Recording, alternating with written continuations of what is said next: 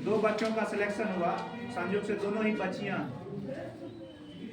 अच्छा, आपसे बातचीत ये करना है कि कल बहुत सारे गार्जियन, बहुत सारे बच्चे बोले कि वो सफलता का उसका क्या कारण था, क्या रीजन था। आप जानिए कि जब जो शिक्षक आपको पढ़ाते हैं उस टॉपिक का आप घर पे क्या कीजिए, प्रैक्टिस कीजिए। फिर यहाँ जो सेट होता है, क्वेश्चन बनाया जाता है, उसको बार बार रिवीजन करना ये होता है। इस संदर्भ में आपको टास्क दिया जाता है, याद करने के लिए बोला जाता है, कोचिंग की तरफ से आपसे प्रेशर दिया जाता है। तो बहुत सारे बच्चे, उस बैच के जो और भी बच्चे थे, जब हमारे टीचर 3 शिक्षकों का टीम था, 1-1 घंटा उनको समय दिया जाता था, 3 घंटा बच्चों से लिया गया था। लेकिन इसी दरमियान कुछ बच्चे और बच्चियों पे जब करा हुआ होमवर्क दिया जाता था तो वो घर पे अभ्यास नहीं करते थे, और आके प्लस जब टीचर उनसे कड़ा रवैया अपनाते थे तो वो जाके अपने मम्मी पापा से शिकायत करते थे। और उनके मम्मी पापा बच्चों को सुधार के लिए नहीं बोलते थे, उल्टे आके यहाँ इंस्टीट्यूशन से, हमारे माँ कोचिंग के जो टीचर के टीम थे उनसे आके झगड़ जाते थे, नहीं हमारे बच्चों के साथ साथ इस तरह से कड़ी रवैया नहीं कीजिए।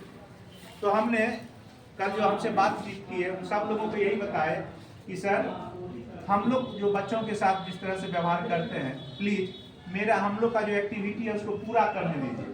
बीच में जो आप लोग टाक करते हैं, आप आके कहते हैं नहीं मेरे बच्चों के साथ करा नहीं हुई है, मेरे बच्चों के साथ इस तरह से रवैया नहीं कीजिए।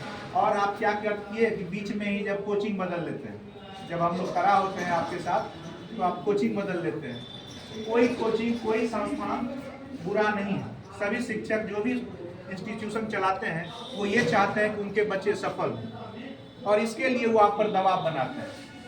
और इस वजह से ये बदलने का कोचिंग बदलने का जो परंपरा है ये गलत है। आपके लिए शिक्षक मेहनत करते हैं, और कोई भी कोचिंग हो, कोई भी संस्थान हो, वो शिक्षक का ये चाहत होता है कि हमारे बच्चे अच्छा हो। अब समय का मांग है, गार्जियन ही बदलेगा तो टीचर बदल जाते हैं। माँ कोचिंग का परंपरा रहा है, पिछले बार भी मैट्रिक के इम्तिहान में 468 नंबर आया, पूरा टॉपर यहाँ दिया, हर साल टॉपर दे रहा है हर परीक्षा का।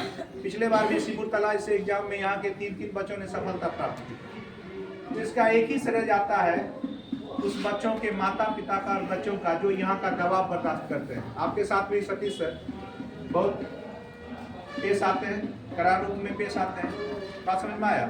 इसका एक ही उद्देश्य है कि आपको क्या करना, सफलता तक पहुंचाना।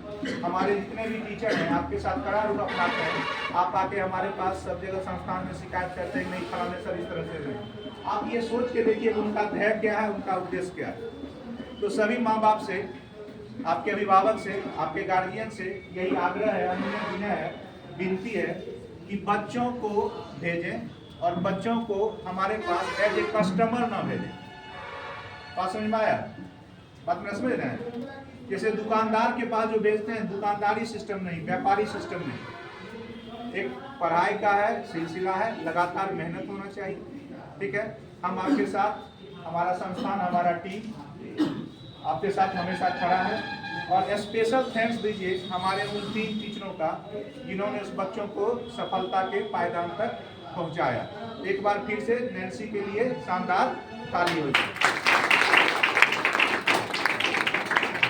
आपके बीच का बच्चा था, आपके साथ पढ़ने वाला बच्चा, सोचिए कल के डेट में कहाँ पहुंच जाए। ठीक है, इन्हीं शब्दों के साथ हम लोग का जो 2 शब्द का कार्यक्रम है ये समाप्त होता है।